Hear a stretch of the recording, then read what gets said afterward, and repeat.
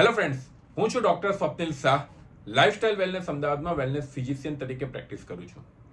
આજે અમારા એક પેશન્ટની હું તમને સ્ટોરી શેર કરવા જઈ રહેલો છું. એક પેશન્ટ કે જેને એન્જિયોગ્રાફી કરવામાં આવી, એ પેશન્ટને જે રીતનું બ્લોકેજ હતું એમાં ખરેખર બાયપાસ સર્જરી જ કરાવવા એવું હતું. ઇવન અમે જે નોન ઇન્વેઝિવ હાર્ટ ટ્રીટમેન્ટ કરતા હોઈએ છીએ એના કરતાં બી વધુ એની અંદર બાયપાસ સર્જરીનો રોલ સારો હતો. અને અમે બી એ જ એમને કીધેલું હતું કે બાયપાસ સર્જરી કરાવો આ ટ્રીટમેન્ટ કરતાં પહેલાં. બટ સમહાઉ પેશન્ટ એ વસ્તુ માટે મેન્ટલી વિલિંગ ન હતું. પેશન્ટના રિલેટિવ્સ, પેશન્ટના ડોક્ટર્સ, ઇવન અમે કે જે નોન ઇન્વેઝિવ હાર્ટ ટ્રીટમેન્ટ કરીએ છીએ એમને બી સજેસ્ટ કર્યું હતું કે bypass is the first option. એ ના કરાવવું હોય તો તમે નોન ઇન્વેઝિવ ટ્રીટમેન્ટમાં આવી શકો. બટ સમહાઉ પેશન્ટને કોઈ બી ડરના કારણે યા મેન્ટલી એ લેવલે ન હતું કે એ સર્જરી કરી શકે. પણ જ્યારે બધાનો ફોર્સ આવ્યો, ઇવન અમારા તરફથી બી જ્યારે એમ કહેવામાં આવ્યું કે બાયપાસ સર્જરી તમારા માટે ફર્સ્ટ ઓપ્શન છે, ત્યારે અને ના કરાવી હોય તો જ તમે આ ટ્રીટમેન્ટ લઈ શકો છો, ત્યારે પેશન્ટના રિલેટિવ્સે થોડોક વધુ પડતો ફોર્સ કરીને એમને બાયપાસ સર્જરીમાં લઈ ગયા. અને ખરેખર એના માટે એ જ હિતાવહ હતું. But at the same time જ્યારે થોડા દિવસ પછી અમને ખબર પડે છે કે પેશન્ટને બાયપાસ સર્જરી થઈ ગઈ સક્સેસફુલી, બટ સમહાઉ પોસ્ટ ઓપરેટિવ એટલા બધા કોમ્પ્લિકેશન્સ થયા કે અનફોર્ચ્યુનેટલી એ ઇકમો કરીને જે મશીન છે એના ઉપર ગયા અને અલ્ટિમેટલી એ પેશન્ટ એક્સપાયર થઈ ગયેલું. આવા ઘણા બધા પેશન્ટ જોતા હોઈએ છીએ. હું હાર્ટ પર્ટિક્યુલરલી અમે નોન ઇન્વેઝિવ હાર્ટ ટ્રીટમેન્ટ કરીએ છીએ તો મારી જોડે એવા કેસીસ વધુ આવે છે. પણ એકલું હાર્ટનો આ સબ્જેક્ટ નથી. કોઈ બી મેજર સર્જરી, સ્પાઇન હોય, કિડની હોય, લીવર હોય, કોઈ બી મેજર સર્જરી, જ્યાં સુધી પેશન્ટની 100% વિલિંગનેસ ના હોય ત્યાં સુધી એ બધી વસ્તુમાં જવાથી યુઝ્યુઅલી ફાયદા કરતાં ગેરફાયદો વધુ થતો હોય છે.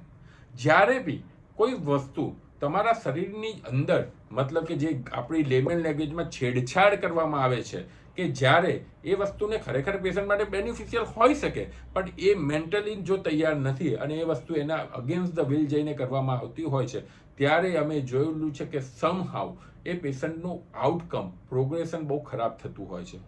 માટે જ જસ્ટ તમને હોસ્પિટલમાંથી કહેવામાં આવ્યું છે અથવા તો કોઈ ડૉક્ટરના દ્વારા કહેવામાં આવ્યું છે એટલે હાલ ને હાલ બાયપાસ કરાવડાવી દો, હાલ ને હાલ સ્ટેન્ટ કરાવડાવી દો, એ ચક્કરમાં ના પડવું. એન્જિયોપ્લાસ્ટી સ્ટેન્ટ પહેલાં 6 કલાક સુધી તમારી જિંદગી બચાવતો હોય છે.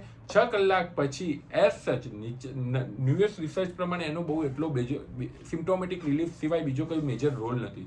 એમ જ બાયપાસ સર્જરી ક્યારેય ઇમરજન્સીની અંદર હોય જ ના શકે. બાયપાસ સર્જરી હંમેશા પ્લાન્ડ સર્જરી હોય છે. માટે એવું ના માની લેવું કે 10 થી 15 દિવસનો ટાઈમ છે અને નહીં કરાવીએ તો કંઈક થઈ જશે. પ્રોપરલી થોડું રિસર્ચ કરવું જોઈએ. શું નેચરલ બાયપાસ થેરાપી છે, તમારું હાર્ટનું કોલેટરલ સપ્લાય શું હોય છે, એના વિશેનું થોડું રિસર્ચ કરવું જોઈએ. અને હવે સાયન્સના હિસાબે ઘણી એવી ટ્રીટમેન્ટ આવી છે.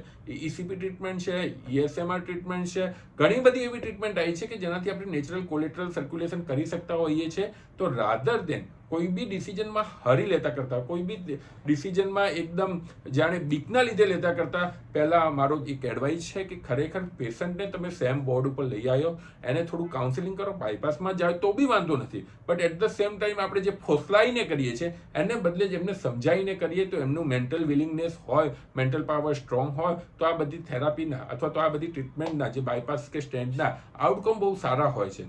માટે જ ક્યારેય બી કોઈ વસ્તુમાં જ્યારે તમને આવું કોઈ કન્ફ્યુઝન હોય તમે તમારા નજીકના ડૉક્ટરને કન્સલ્ટ કરી શકો. ઓનલાઈન ઘણી બધી વસ્તુઓ અવેલેબલ છે. હું સમજુ છું કે હજુ આ બધી ટ્રીટમેન્ટનો એટલો બધો વ્યાપ નથી, નોન ઇન્વેઝિવ ટ્રીટમેન્ટનો એટલો બધો વ્યાપ નથી, but at the same time ઓનલાઈનના લીધે આપણા હાથની અંદર બધી વસ્તુઓ અવેલેબલ છે. એક ક્લિક ઉપર થોડુંક રિસર્ચ કરવાની જરૂર છે.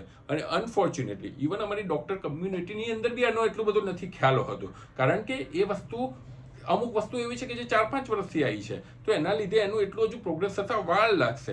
તો બેઝિકલી તમારે ખરેખર કયા ટ્રીટમેન્ટની જરૂર છે, એ ના કરાવવી હોય તો બીજા શું ઓપ્શન છે, અથવા તો કશું જ ના કરાવવું હોય તો મેડિસિનથી કઈ રીતે થઈ શકે છે, એ બધી જ વસ્તુ મગજમાં રાખવી જોઈએ. જસ્ટ બીકના લીધે અથવા તો જસ્ટ પોતાની ખાલી સિક્યુરિટીના લીધે તરત બાયપાસ સર્જરી, સ્ટેન્ટ કે બીજી કોઈ બી મેજર સર્જરી કરતાં પહેલાં 2 વખત વિચારવું જોઈએ. અને પછી જ પેશન્ટને સેમ ટેબલ ઉપર રહીને એમનું કાઉન્સેલિંગ કરીને પછી જ એ વસ્તુમાં જઈએ તો ઓવરઓલ આઉટકમ સારો હોઈ શકે છે. Thank you so much for listening me.